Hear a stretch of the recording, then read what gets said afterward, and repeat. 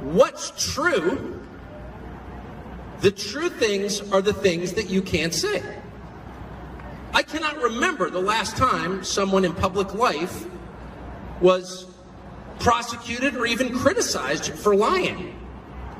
If lying was a crime, I mean, your governor would be in Supermax for life. If being incompetent was a felony, she'd be on death row. Unbelievable.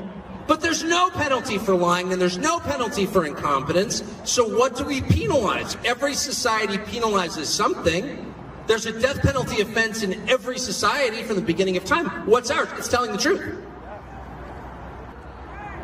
So you have to ask yourself, like, what does it say about a society where the only penalty is for noting what's true? It says something pretty bad about that society. Do you want to live in a place where lying is mandatory? No!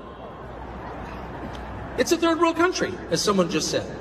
It's literally 2 days ago, I was in downtown Buenos Aires, and I said to somebody, the economy's completely collapsed, they have hyperinflation, and I said, what's the exchange rate on the peso, the Argentine peso, to the US dollar?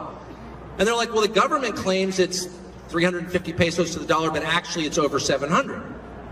I was like, so the government lies about what the value of its own currency is? Oh, absolutely. I was like, that's crazy. And by the way, to pay for lunch, it takes a stack of pesos the size of a cinder block.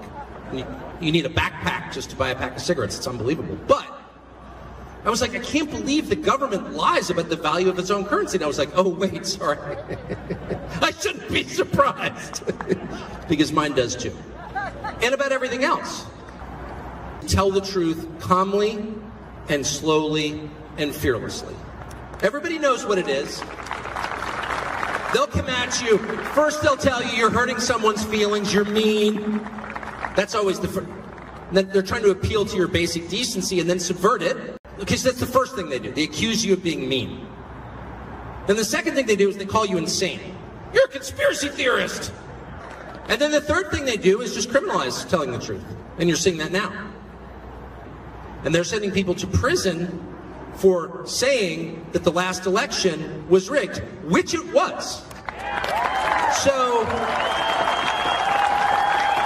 oh, how can you say the last election was rigged? Well, when the country's largest law enforcement organization, the FBI, actively works on behalf of one political party, and when its largest intelligence gathering agency, the CIA, does the same, it's a little bit like what's happening in Michigan.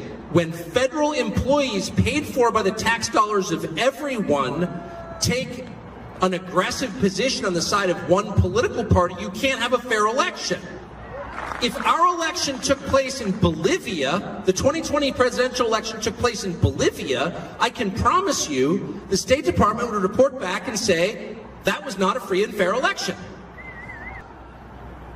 If some oligarch, some tech oligarch, spent nearly $500 million to control the mechanics of the Bolivian election in 2020, we would say it's not a legitimate election. But when Mark Zuckerberg does it in the United States, oh, he's just helping with COVID. So for saying that out loud, people are going to prison. And of course, the whole point is to convince you not to say it out loud. So don't let them. That's the only point. Don't let them. Don't be intimidated. Your children's future depends on your bravery.